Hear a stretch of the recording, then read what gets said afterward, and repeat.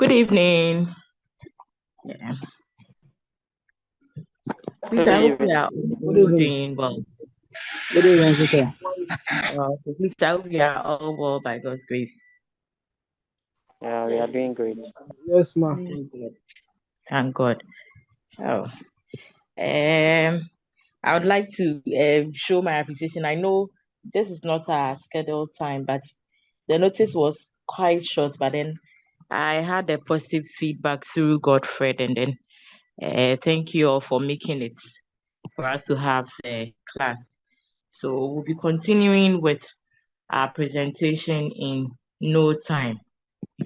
What was the last group that presented on Saturday?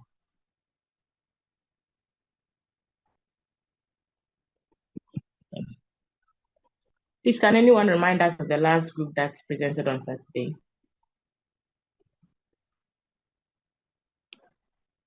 Hello? Group 9. Group 9. Group 9.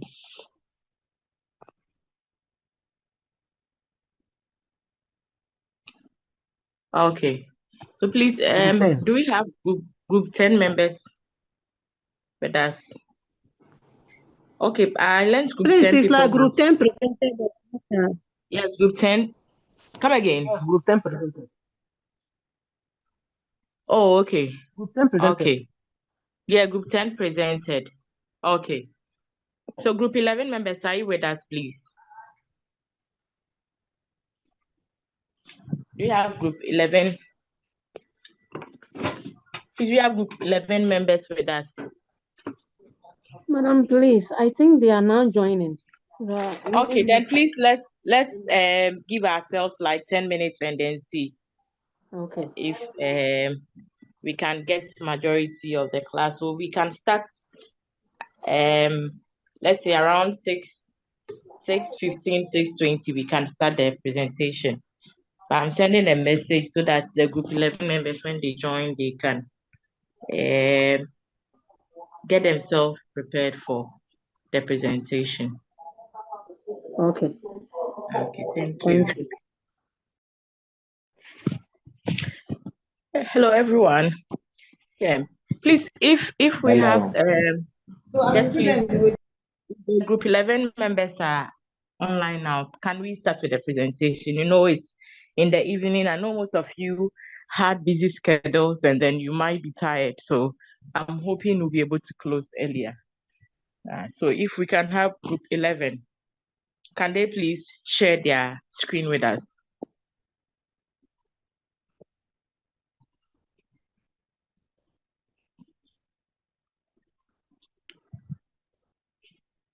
Yeah, Mr. Frederick, your hand is up.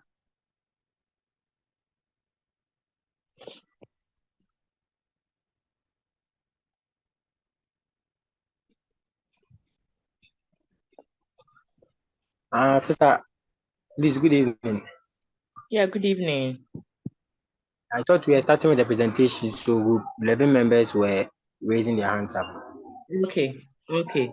So please, you can continue. I've seen 3 of you present. Okay, so you are 4 now. Okay. We have about 10 of you. So please, you can start. You can start with the presentation. And then you kindly lower your hand.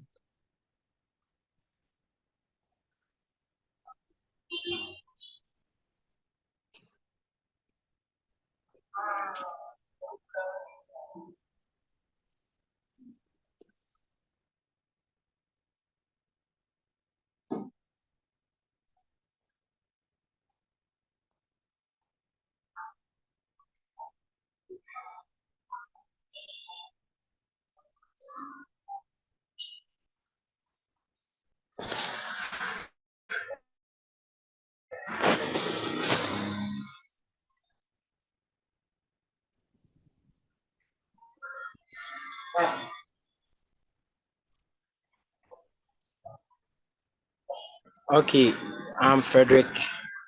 I'm not from Pon.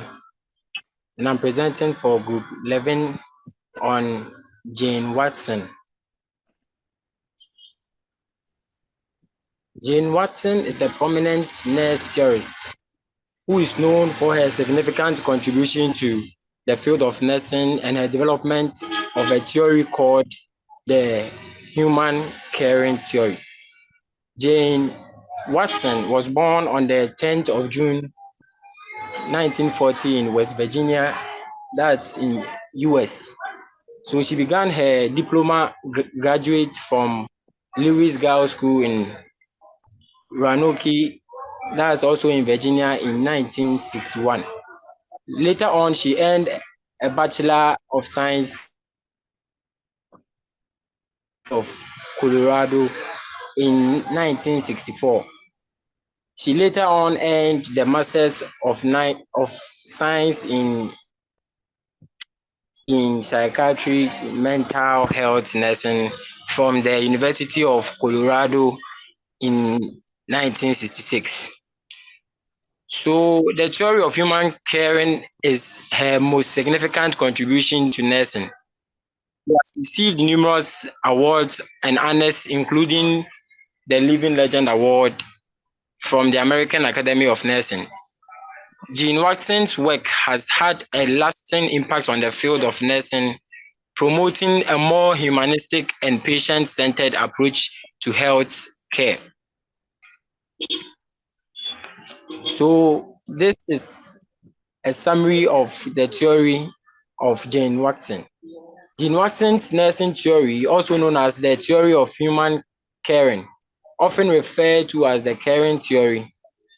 She made emphasize that since it's a theory based on caring, this theory was solely emphasized on our relationship with clients. That's the nurse and then the patient relationship. And then this role deals with caring for the patient to ensure that the patient feels okay, the patient has a sense of belonging, and also with an idea of helping to assist the patient in recovery. So these are some of the key concepts of Jane Watson's theory. First of all was the transpersonal caring. Jane Watson believes that nursing is a deeply personal and transpersonal process. Transpersonal caring involves connecting with patients on a human level, showing empathy, and promoting healing through meaningful interactions.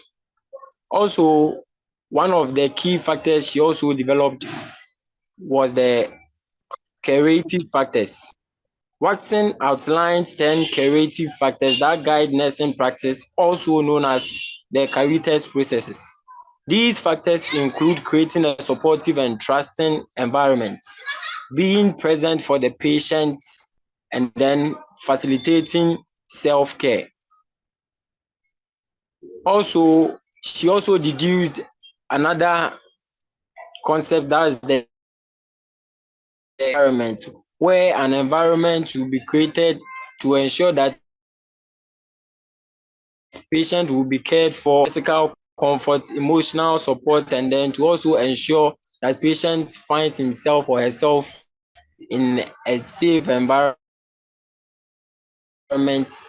That as well can also lead to a speedy recovery. Then also came out with the holistic care. Watson's theory advocates for holistic care, which means spiritual needs as well. Caring heals.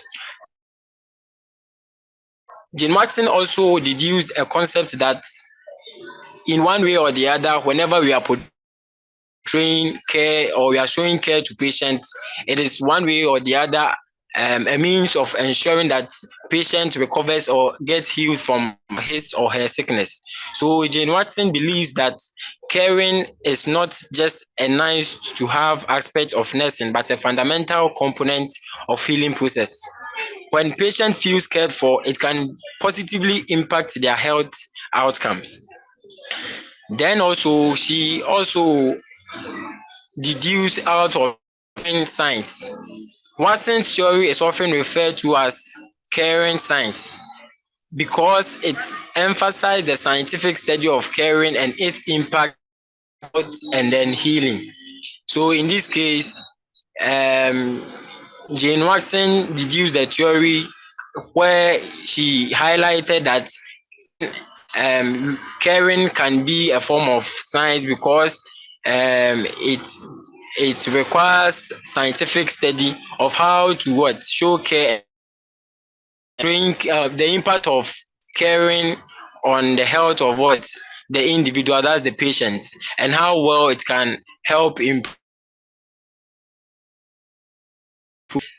So from our presentation, this is a scenario we deduced. Emily is a 65-year-old woman who has been admitted to the hospital with a diagnosis of congestive heart failure.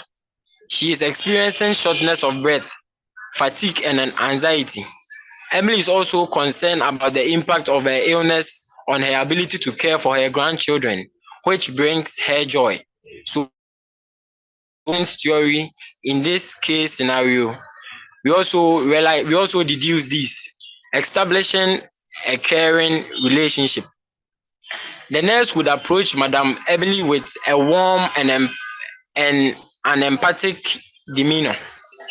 They would actively listen to her concerns and fears, acknowledge her emotional distress, and validate her feelings. The nurse would build trust by assuring Madam Emily that her well-being is a priority. So, as Jane Watson's theory suggests, that this is a theory where it is solely focused on the patient, where we render care to the patient. So we establish a caring relationship with Madam Emily, because in this, from the theory of Jane Watson, our focus is to show care or use caring as a means to help in assisting the patient's recovery. So we establish a caring relationship in order to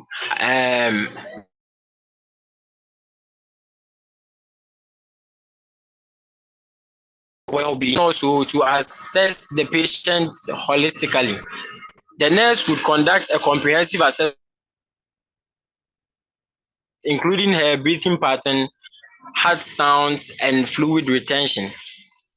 They would also explore her emotional well-being, asking about her anxieties and then fears, relating it to her illness and the impact on her role as a grandmother. Additionally, the nurse would inquire about her social support system and any spiritual needs she may need. Then we also deduced. So based on the assessment, the nurse would collaborate with Madam Emily to develop an individualized care. This plan would address her physical symptoms through medication management and then monitoring her fluid intake and then the outputs. And then it was also included the strategies to manage her anxiety, such as deep breathing exercise and then referrals to counseling services. The nurse would emphasize the importance of self-care and providing resources to support her in caring for her grandchildren. Then there was a need to provide an individualized care. The nurse would implement the care plan while considering Madam Emily's preferences and then goals. They would ensure that she is involved in decision-making processes, as well as her choices are also respected. Lifestyle modifications such as dietary changes and regular exercises are also considered in caring for her individually. Again, providing a calm, supportive, and peaceful environment was also considered to facilitate Madam Emily's recovery. And then showing her empathy and promoting healing through meaningful interactions was also implemented.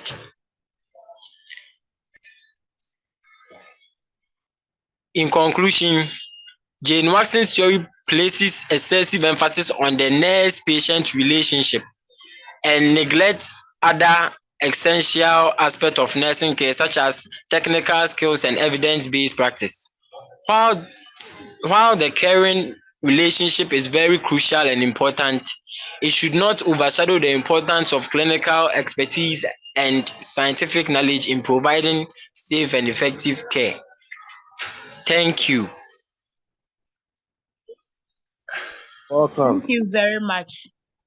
Group 11. So they have taken us through Jean Watson's theory.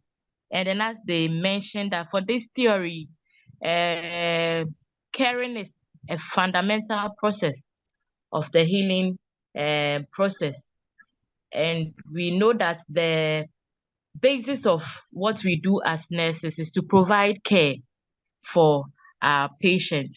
So they made us appreciate the fact that we can provide care through effective interaction and then communication with patients. And when we are taking care of patients as well, holistically, we'll have to consider the patient's care.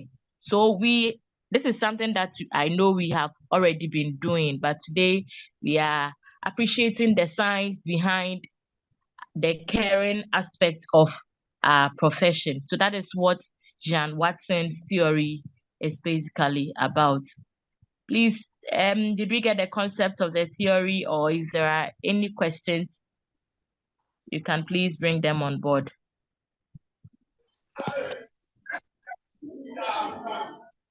Lisa, are we okay with the presentation?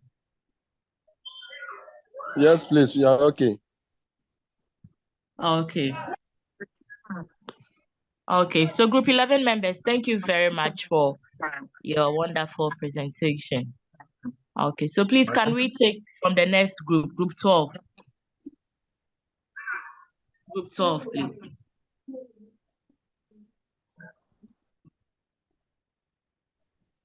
Please, Group 12 members, where are you? Can I see Group 12 members? Hand up. Group 12 members.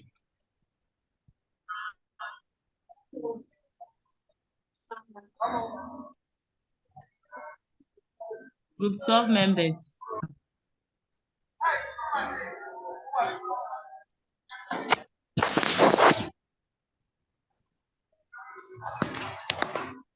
Okay, so we have 8 members from Group 12 that are present with us.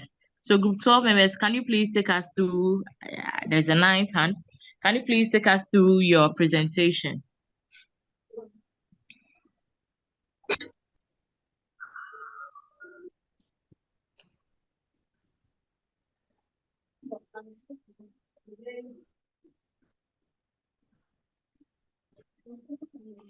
Group 12 members, please, we are waiting.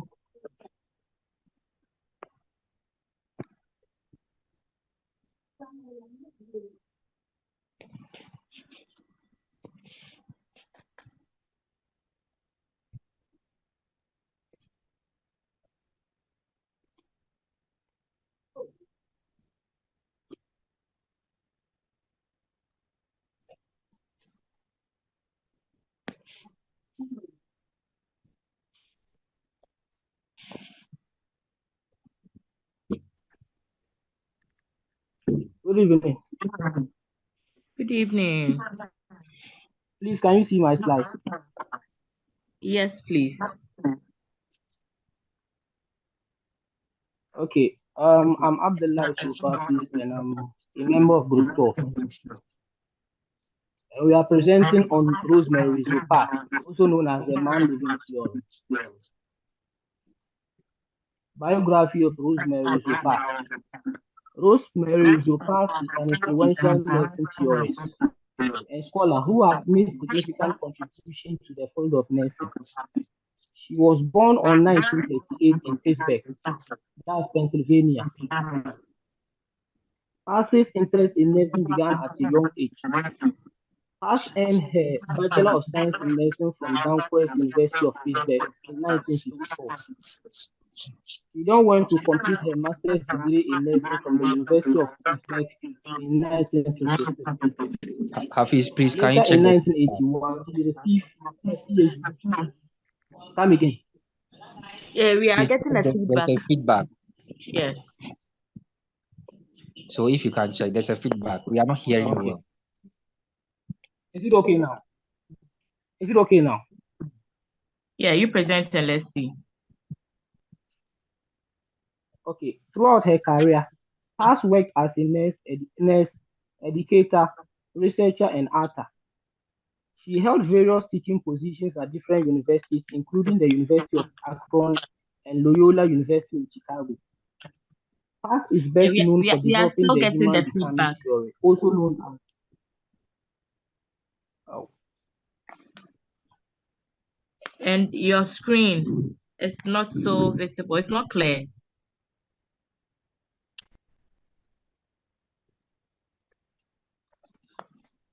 If there is a radio, I mean, beside you can just, I don't know, that there is a feedback. oh, there's no radio. Okay, let me continue and see. Okay. The Parsis theory. Parsis theory. Parsis created the human becoming theory of nursing, which guides nurses to focus on quality of life from each person's own perspective. To most of the other theories of nursing, which takes a biomedical or biopsychosocial spiritual approach.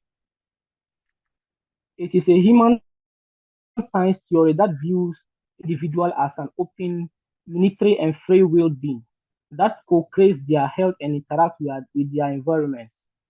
The human becoming theory views nursing as a basic science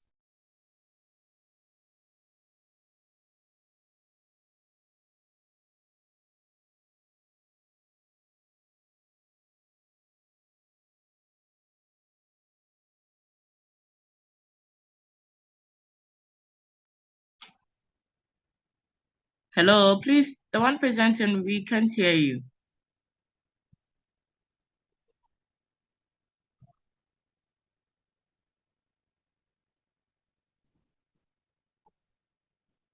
Can someone take over if he's having a network challenge?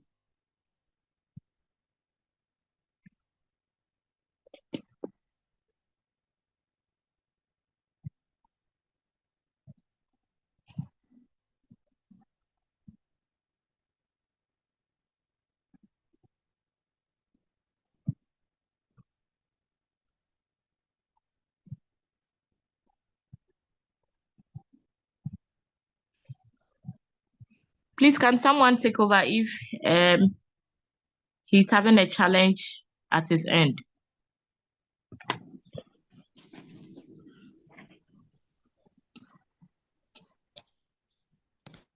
Hello, sister. Yes, please. Please, because he's sharing his screen, we can also share it as well. Hey. Can someone call him on phone? Group members can try and reach out to him and let's find out what's going on.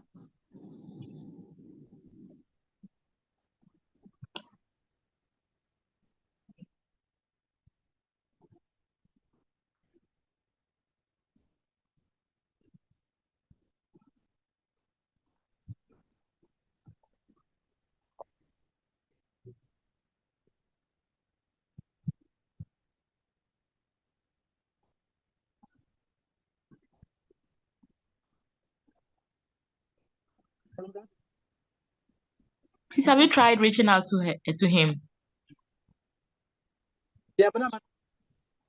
Hello, sister. Yes, please. Please, I think even without the sharing, the other group members can do the reading for us so that we'll be listening. That is if it's visible to them, because at my end, please, apart from where we have the social spiritual approach, I can't read what follows.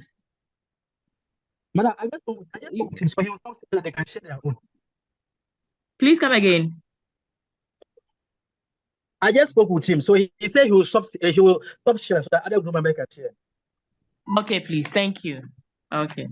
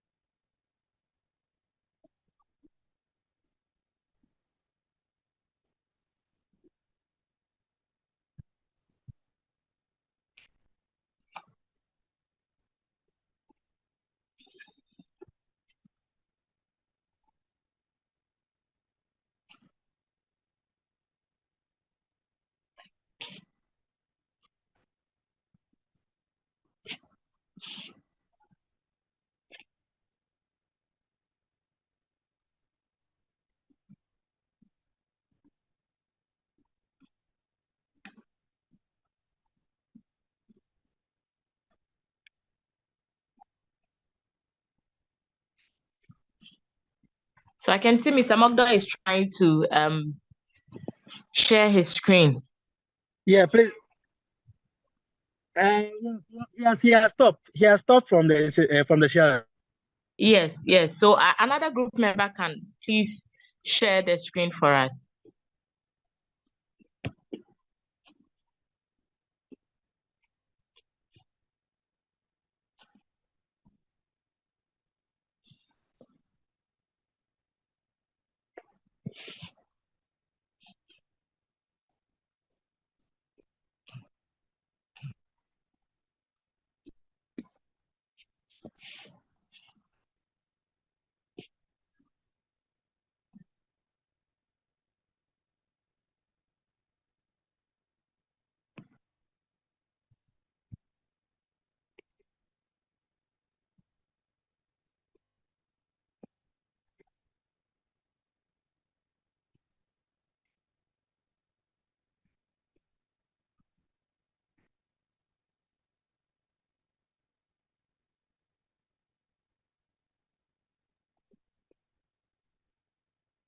Please, you are waiting for the one sharing the slide.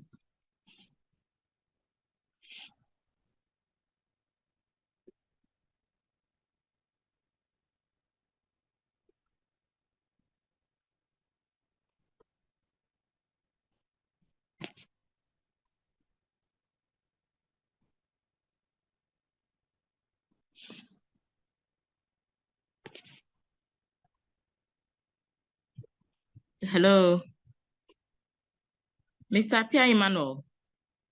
Madam, please, I'm suggesting that if they have not organized themselves well, we should move to the next group so that they will organize themselves and present after the next group. Yes, that won't be bad. The, group 12 members. Group 12 members, please, if you are finding it difficult sharing the slide and then group 13 members are ready, can we have them present? Afterwards, you can also present yours. Sister, okay, they can continue. I'm trying to connect, but I'm having a little problem. Maybe by the time they finish, we'll sort it out. Okay. Thank you. All right. Please, we have group 13 members here. Group 13. Sorry. Group 13, please, are you with us? Okay. There are several hands up.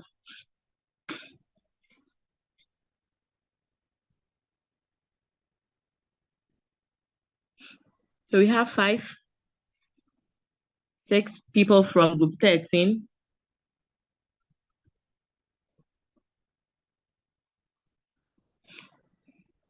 Okay. So can one of you share the slide so that you take us through the presentation? Group 13 members.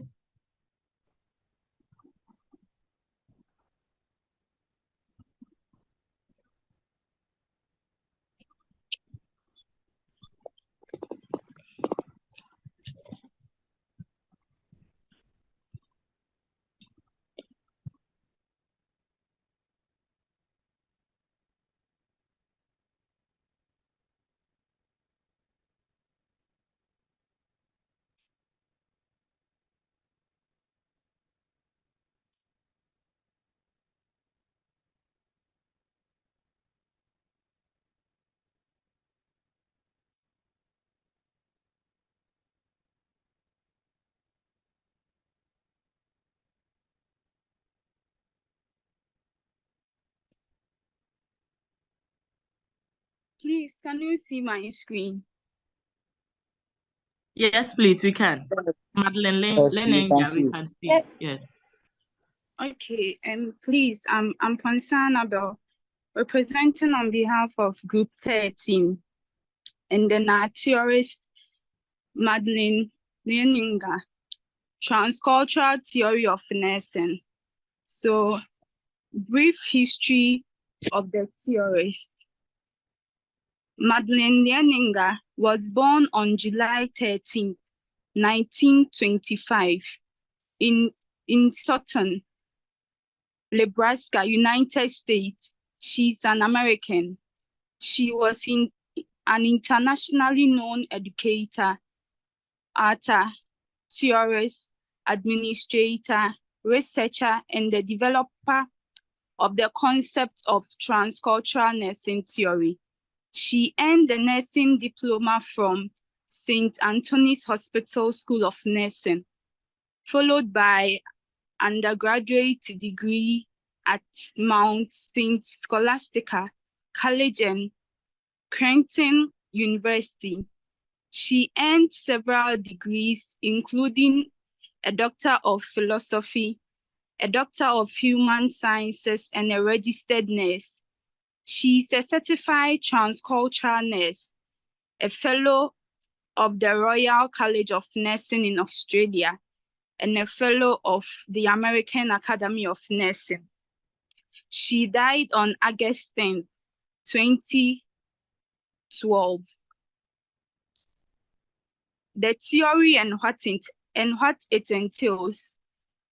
The transcultural nursing theory is a learned subfield or branch of nursing that focuses upon comparative study and analysis of cultures concerning nursing and health illness, current practices, beliefs, and values to provide meaningful and efficacious nursing care to their cultural values and health illness context.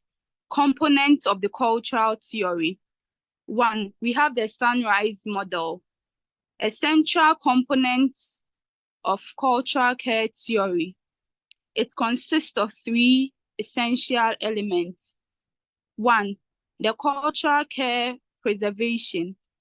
This focuses on recognizing and maintaining practices that promote health and well-being.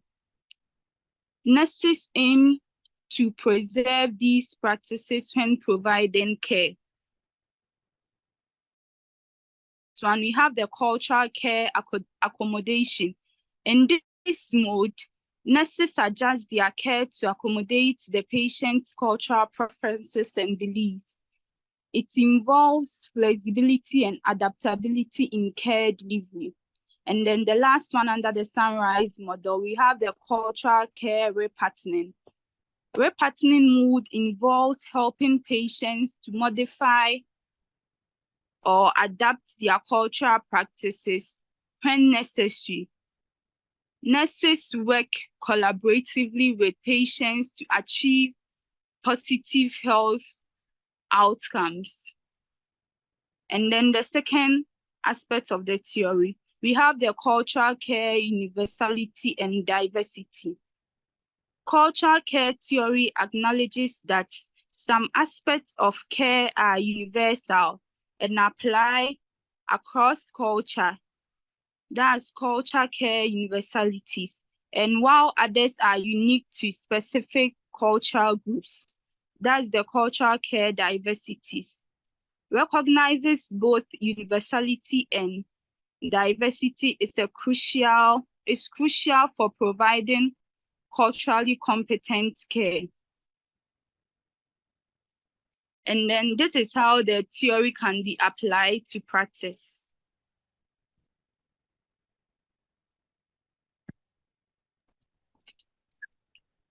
We have our case scenario. Please, I hope you can hear me.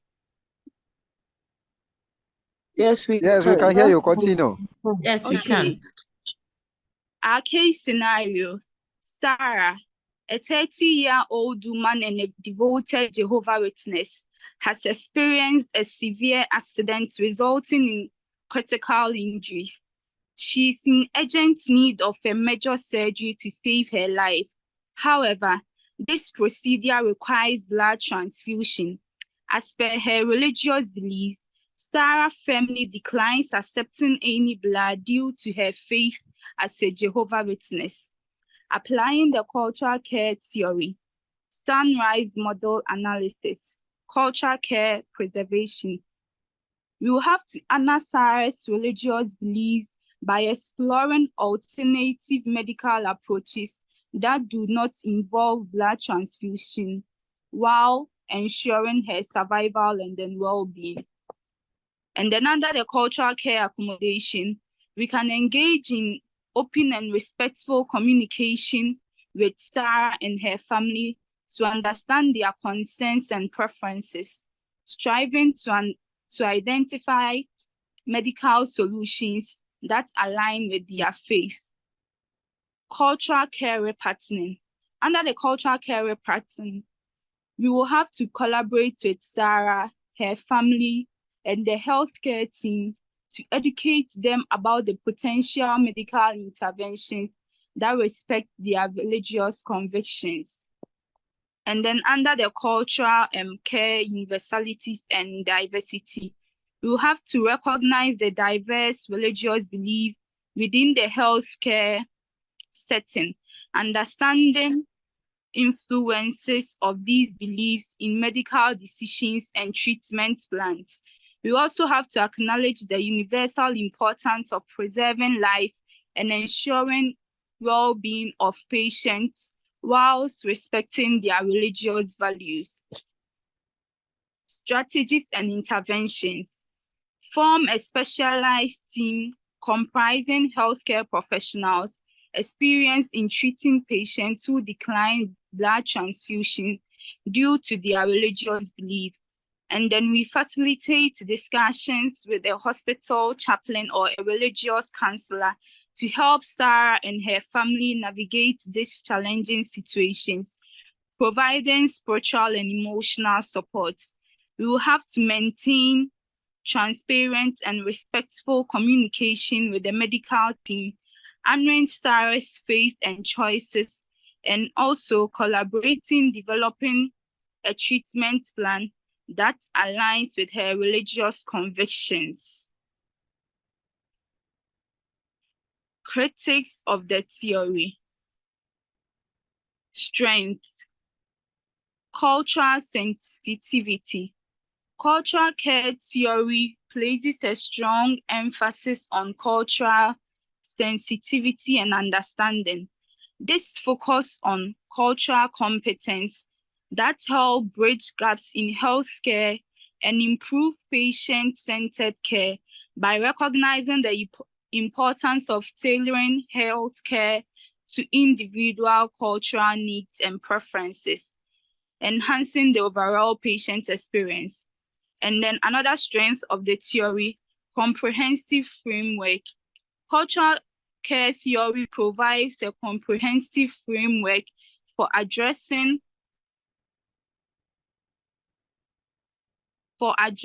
cultural diversities in healthcare, which can particularly be useful in multicultural health settings.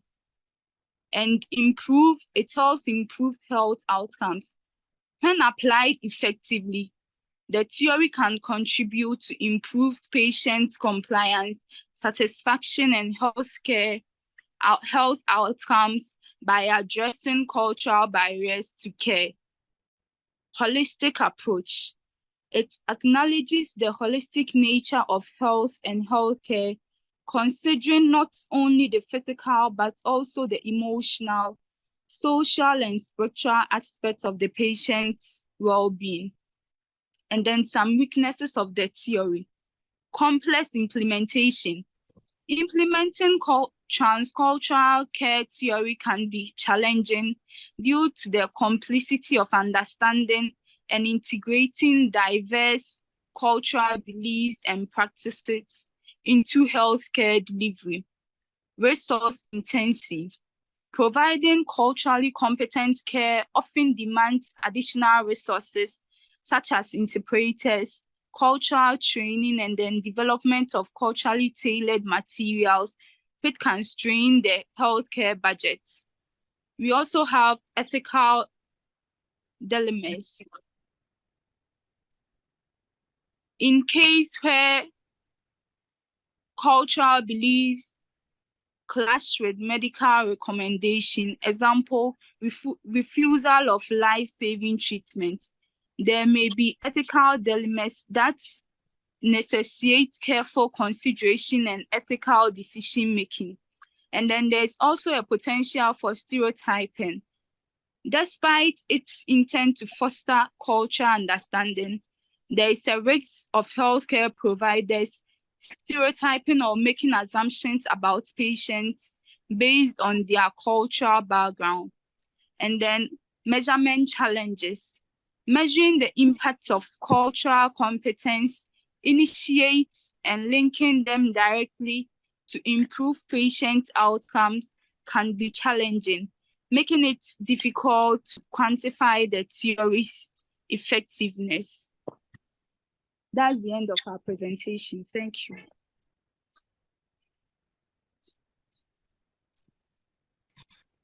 Thank you very much. With 13. So they've taken us through the transcultural theory, and I'm sure as they were presented, some of you were recollecting some experiences that you have ever encountered.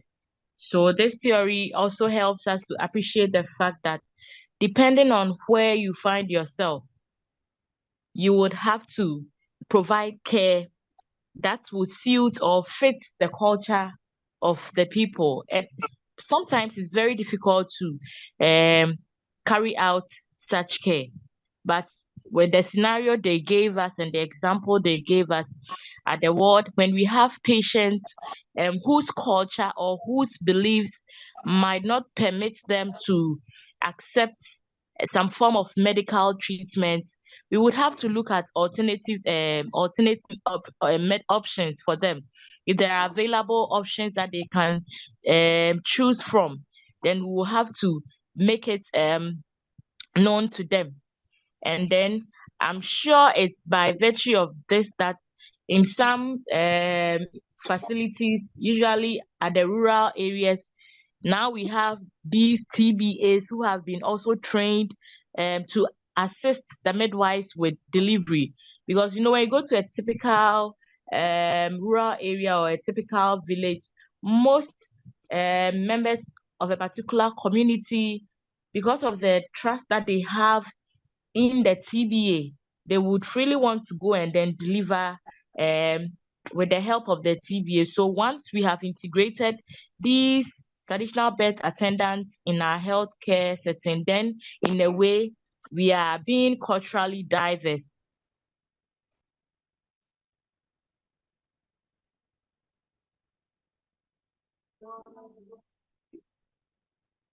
So as we are here after school, most of you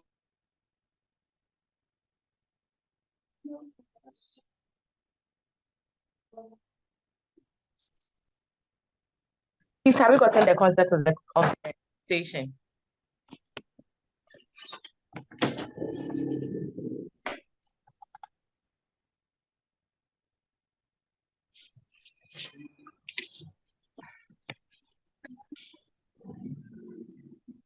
Yeah, hello. Yeah, there, madam. So please also to find out if we've gotten the Hello, concept. sister, we are with you. Yes, so did we get the concept? Yeah, but we have a question. Okay, please ask your question. Okay. Sister, we What did you say? Okay, please. My question is, looking at the scenarios she presented, like a Jehovah Witness, someone who is a Jehovah Witness. And let us me as a nurse, you are within the surgical ward, and you started a surgery. You done with the HB everything, so that the surgeon deem it necessary to go with the procedure. So in the course of the surgery, you got to realize that there's an audience that you have to initiate blood transfusion for the patient. And this is a Jehovah Witness. People we know that per their region, they are not comfortable going by blood transfusion, but per the science order, it also deems it necessary that if we do not initiate the blood transfusion, we might lose the patient. So the theory,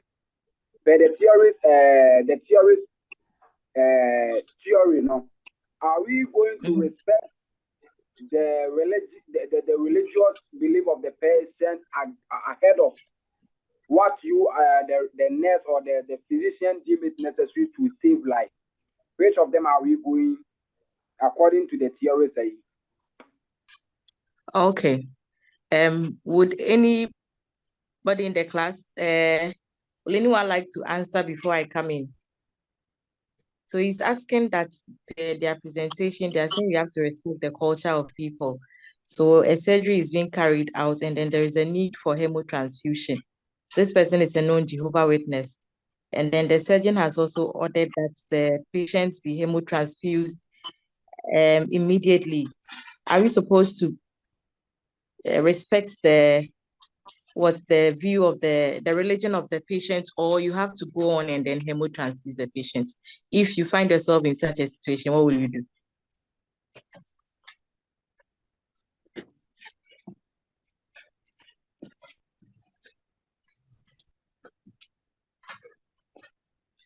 Yes, Mr. Solomon Kwam, your hand is up.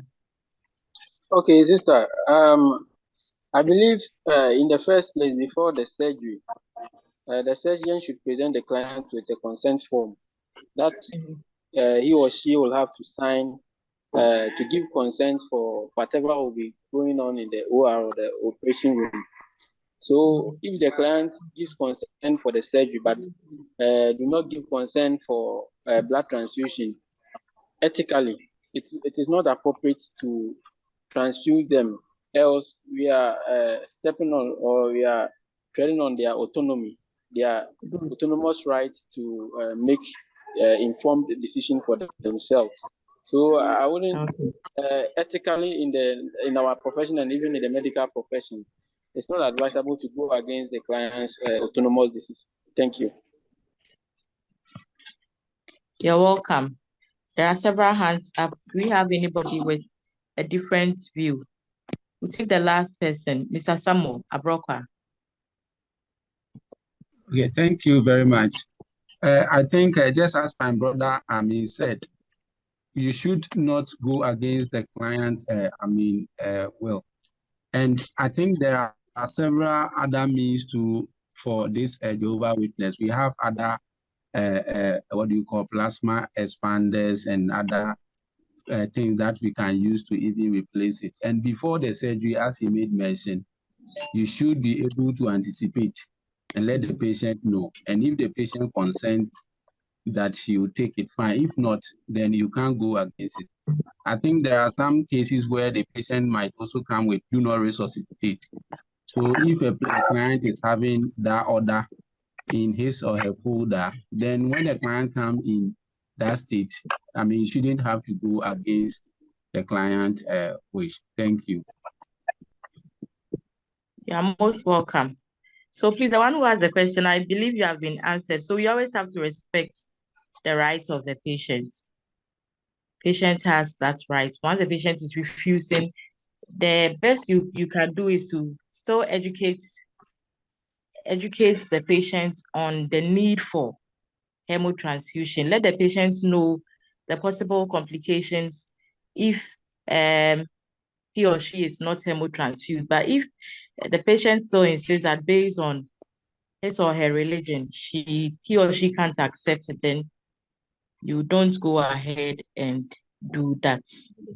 Okay. Yes, and very, very important, you have to document. If anything happens, you know that you did your part, but the patient still insisted. Okay. Thank you very much. Please give me 5 minutes.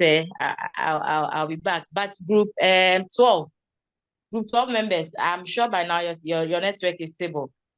So you can prepare yourself. When I return in about 5 minutes, you start with your presentation. Okay, sister. Okay, thank you.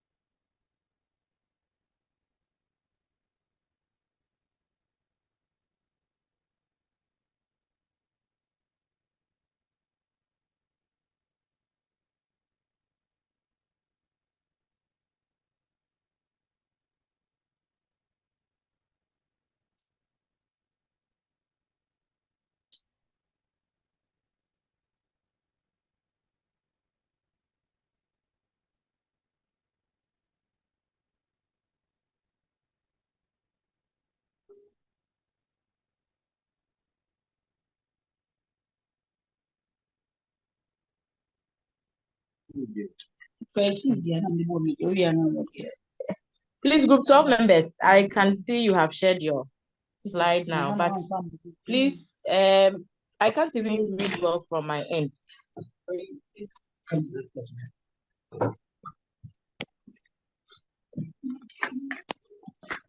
So you can take over and then we'll keenly follow as you present.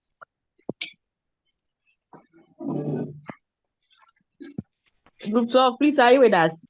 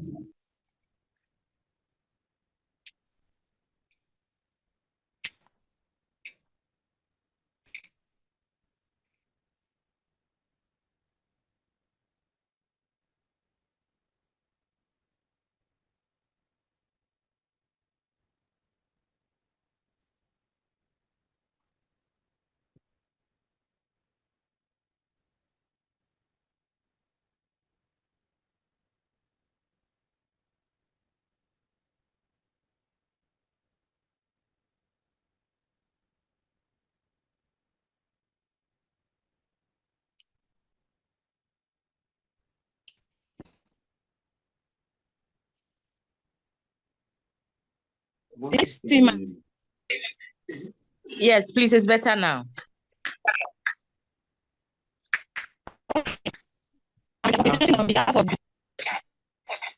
Please position yourself well.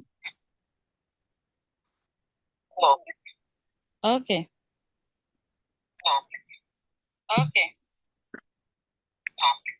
Please, is it better now?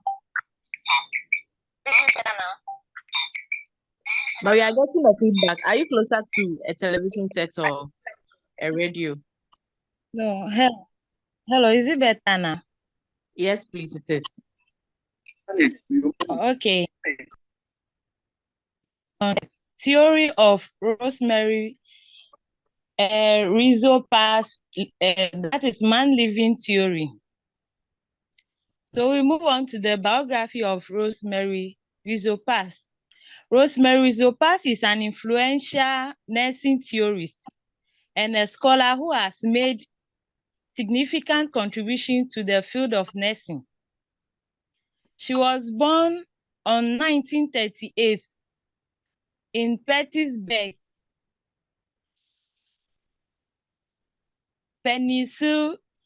Pennsylvania. Percy's interest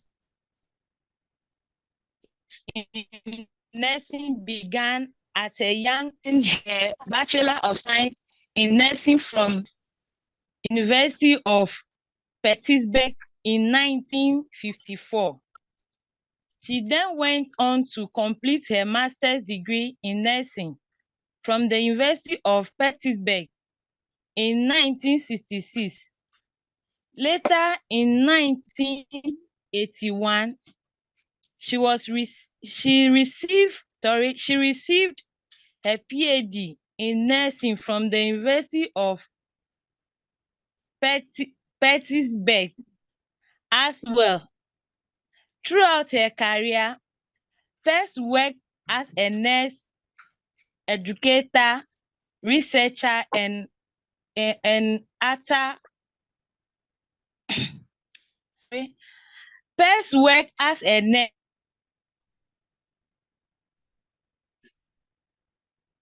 educator, researcher, and actor in different universities, including the Brown and Loyola University in Chicago. Percy is best known for developing the human becoming theory, also known as the Percy theory of human becoming. Percy's theory created the human becoming theory of nursing, which guides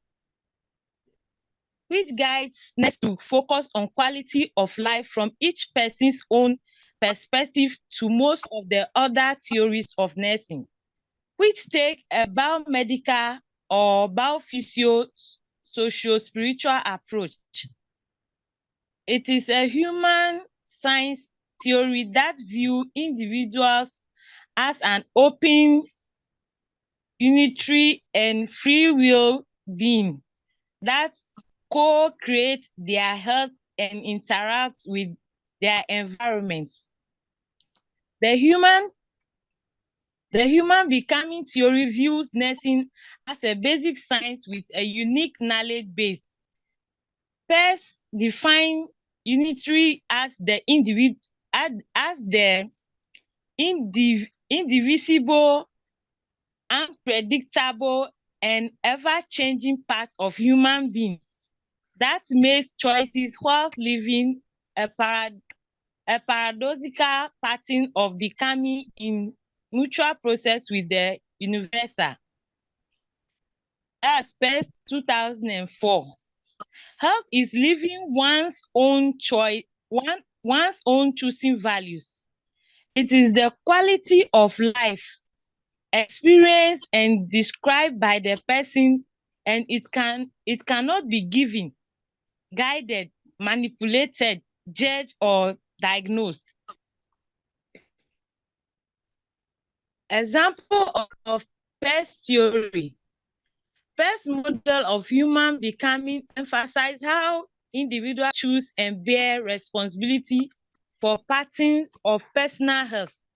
For example, a client who smoke cannot be instructed to just stop smoking because the client is the authority figure and decision maker. Three concepts of Pest theory. The three majority assumptions about human becoming are meaning, redemicity,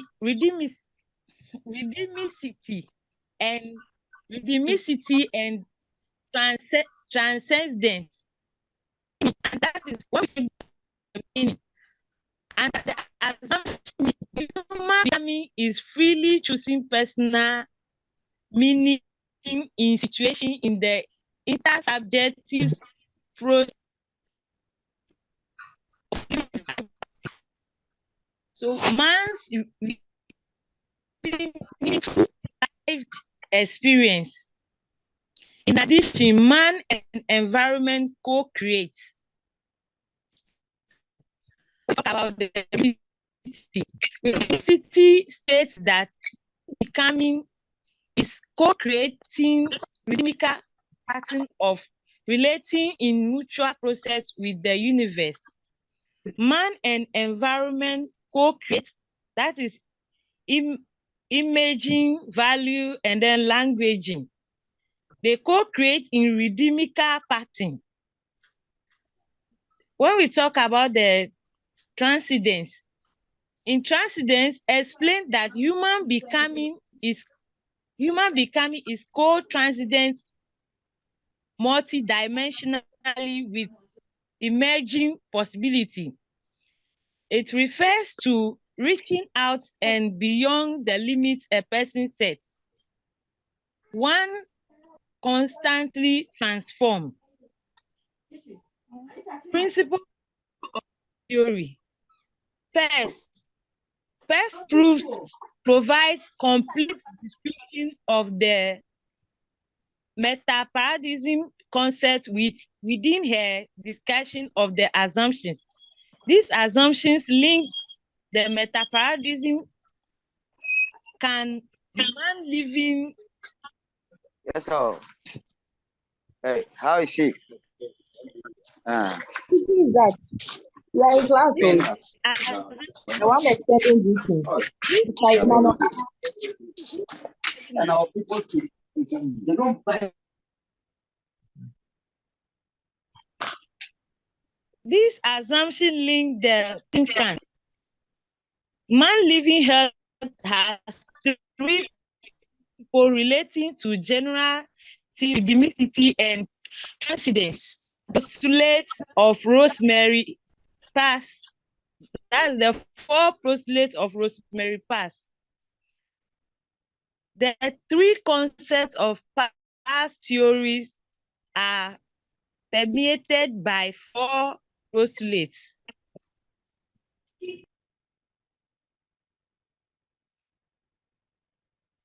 illimitability, paradox, freedom, and mystery.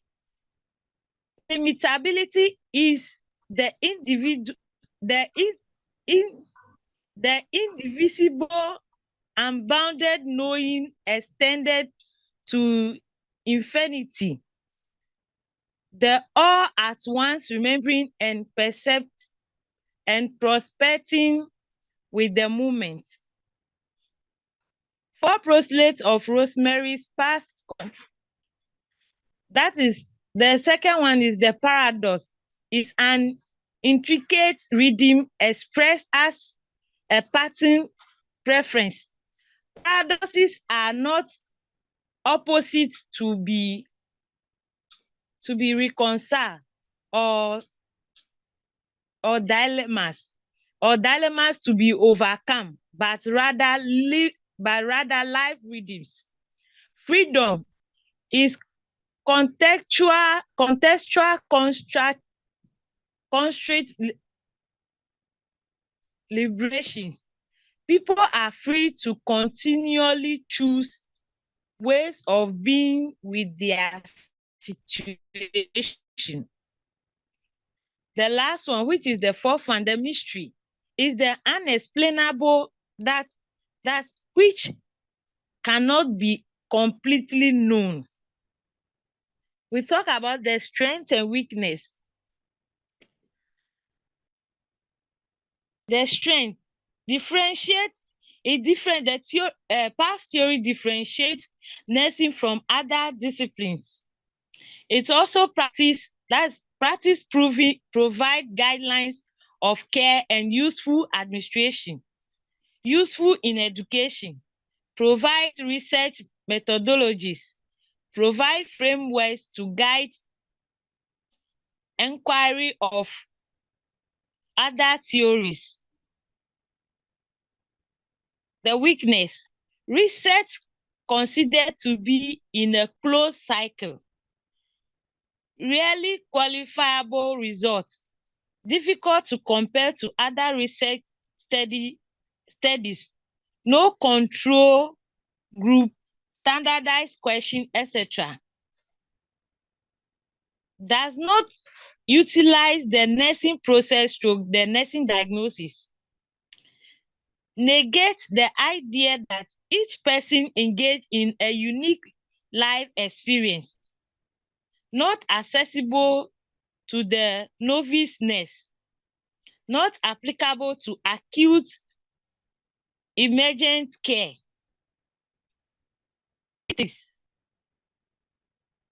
The critics about Rosamond Peirce's theory is congruence with personal value. That nurse must subscribe to this worldview to truly set it. Congruence with other personal value, complements and competes with other healthcare professionals' value. Esoteric foundation, congruence with social value, that's fulfills society's expectation of nursing role. Social significance, make a substantial difference in the life of clients and nurses. So we move on to the application of past theory. Past theory considered the quality of life from the perspective of each person as one of the important goals of nursing. The aim of this study was nursing care of patients with benign deformity of the face and limbs, which was done using the past theory of human vision. Benign deformity have devastating effects on a person's mental image of the quality of life and self-esteem. Peirce's theory of human becoming considered the quality of life from the perspective of each person as one of the important goals of nursing. The aim of this study was nursing of a patient with burning deformity of the face, the past theory of human becoming as a framework method. This case study was conducted to implement the model of past theory of human becoming for nursing care of a patient with burning deformity of the face and limbs. The study is based on 3 principles of past theory, including creating meaning through the expression of patient's value and experiences, creating cooperation in rhythmic pattern in a reciprocal process with the world, such as revealing, hidden, limiting, and connecting, separating. And the third one is making a change was to recreate and provide the client with a unique force. The findings. Extracted needs and categories include lack of self-confidence, community outlook, need for support,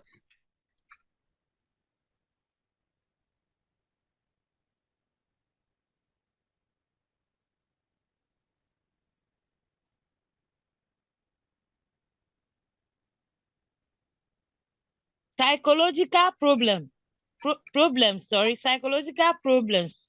In conclusion, finally, by extracting the application concepts such as regulating grief about normal life events, maintaining and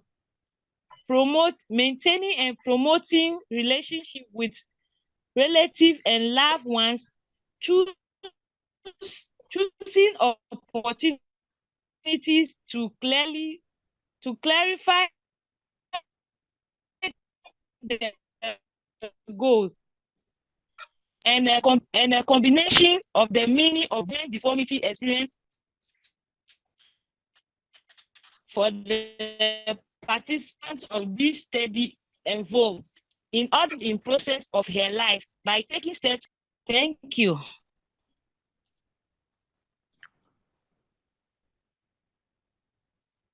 Okay, so group 12 members, can you give us a summary of what the theory is about, the human becoming theory? Can you give us a summary of it, please? Just a summary of it. The human becoming theory.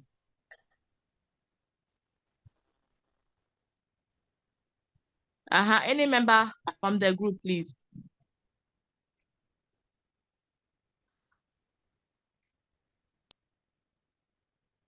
Hello.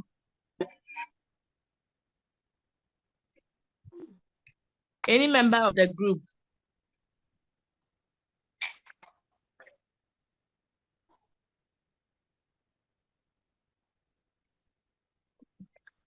Group 12 members.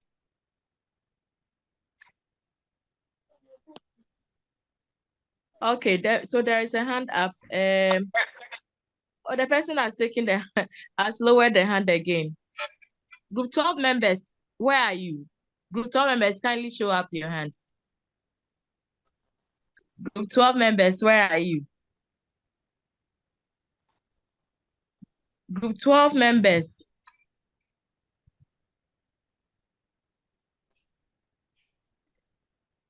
Group 12 members, please, we are waiting for you. I've seen 2 hands up.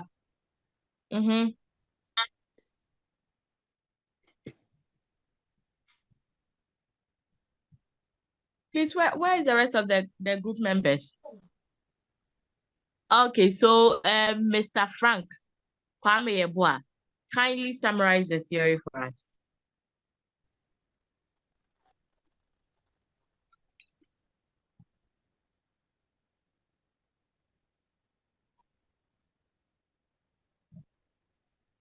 Hello.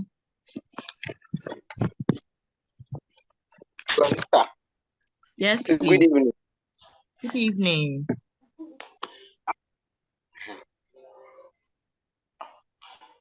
Please, can you move the slide down small for me? Oh, the one who presented it. Please.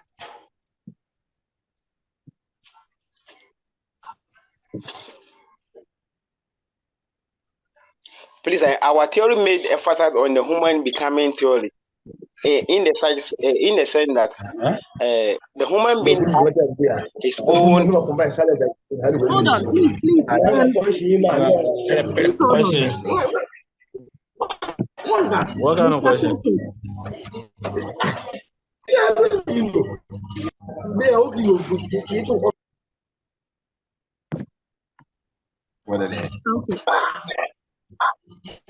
Please, you can continue now.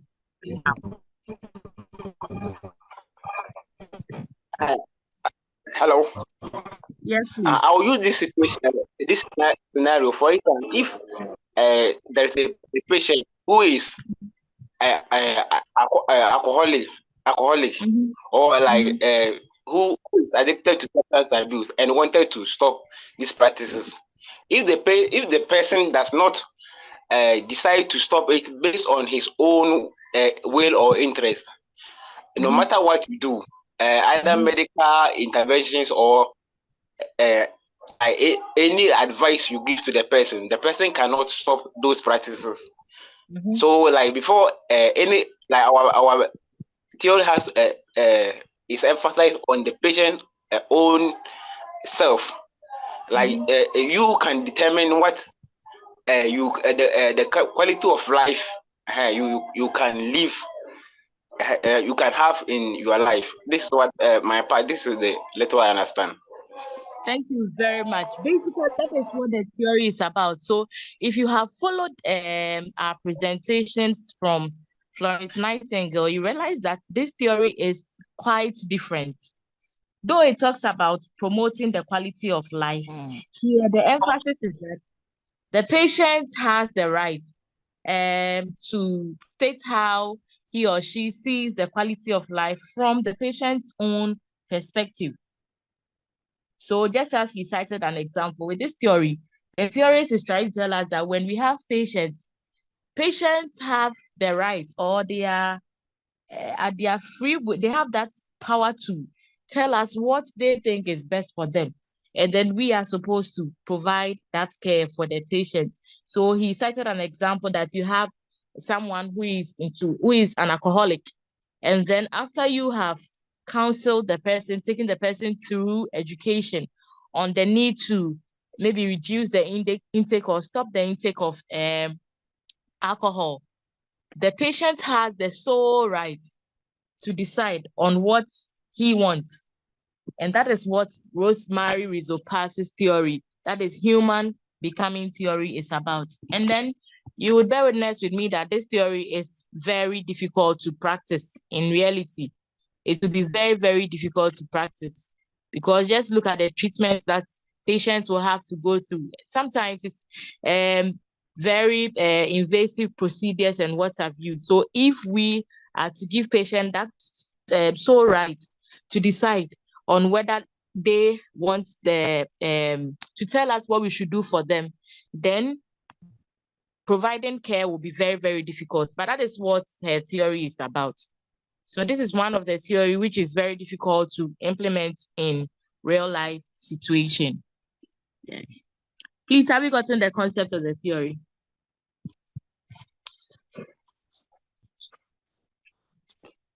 Hello.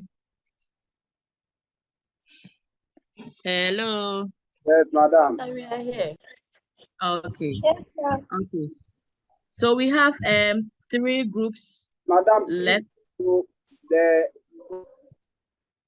madam. Yes, please. Yeah, it's like the member just use a scenario to brief us about it. Please, can they give us some general overview about the presentation? It's like I don't know if I was the only person who was having some challenges with, like, as the other people present, we will get that the things about the theories about this. These people, we didn't get the actual the concept about the theory. I don't know if I'm the only person who couldn't get the concept of other people who are involved. But I have given the summary of the theory. Is there anything else you want to know?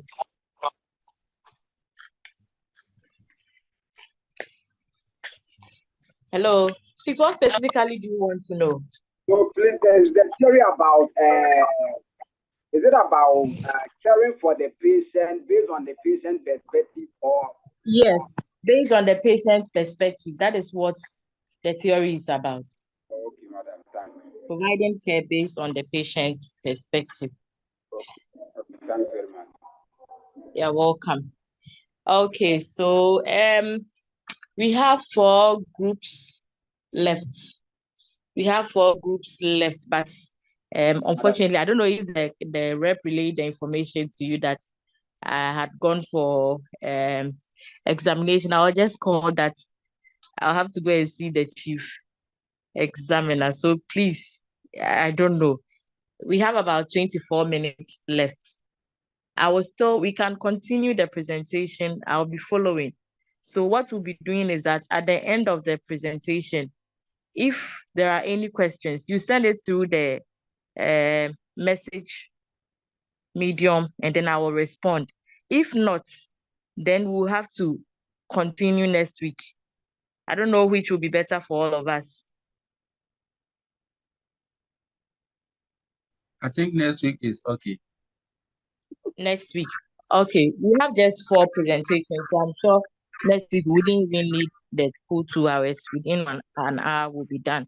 So next week we'll continue, and then hopefully we'll discuss how the end of semester exams will be like.